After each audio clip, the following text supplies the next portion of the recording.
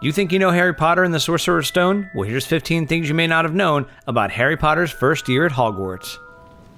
You're a wizard, Harry. Warner Brothers bought the film rights to the book Harry Potter and the Philosopher's Stone in 1999 for a reported £1 million, or almost $2 million US. Steven Spielberg initially negotiated to direct the film, but eventually declined the offer. Spielberg's vision was an animated film, with Haley Joel Osment providing Harry Potter's voice. Happy Christmas, Harry. Happy Christmas, Ron.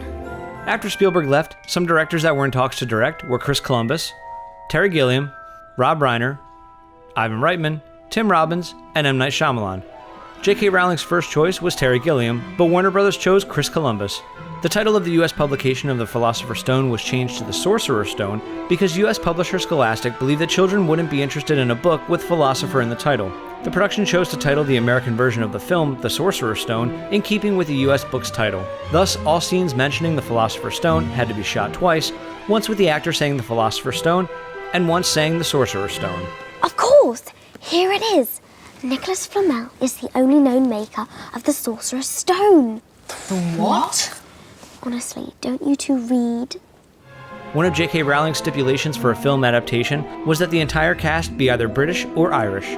Director Chris Columbus wanted Daniel Radcliffe for the lead role since he saw him in the BBC's production of David Copperfield, but was told that Radcliffe's protective parents would not allow their son to be in the film. After assuring them that Daniel would be shielded from media intrusion, they allowed him to take the part. It was also reported that Daniel Radcliffe was paid £1 million for the film. Rupert Grint was cast after he sent in a video of himself rapping about how he wanted to play Ron Weasley. You're Harry Potter! I'm Hermione Granger. And you are? Ron Weasley. Pleasure. Richard Harris, who plays Dumbledore, initially rejected the role, but took it after his granddaughter threatened to never speak to him again if he didn't take it. David Thewlis, who would later play Remus Lupin in the series, auditioned for the part of Professor Quirrell. Tim Roth was the production's first choice to play Severus Snape, but he turned down the role in order to be in Tim Burton's Planet of the Apes. It was reported that Alan Rickman was handpicked to play Snape by J.K. Rowling, and that she gave him special insight into his backstory, not yet revealed in the books. I can teach you how to bewitch the mind and ensnare the senses. I can tell you how to bottle fame, brew glory, and even put a stopper in death. Maggie Smith was J.K. Rowling's personal choice for the role of Professor McGonagall.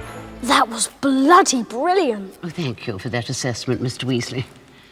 Perhaps it would be more useful if I were to transfigure Mr. Potter and yourself into a pocket watch.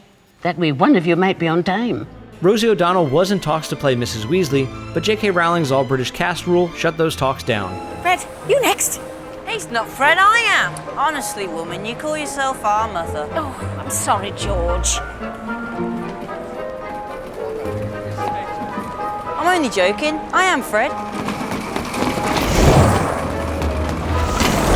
Alnwick Castle and Gloucester Cathedral served as the main locations for Hogwarts.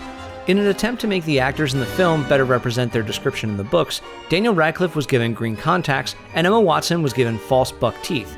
However, when Daniel Radcliffe's contacts began to hurt his eyes and Emma Watson was unable to deliver lines clearly, the filmmakers abandoned that idea. And here's a bonus one.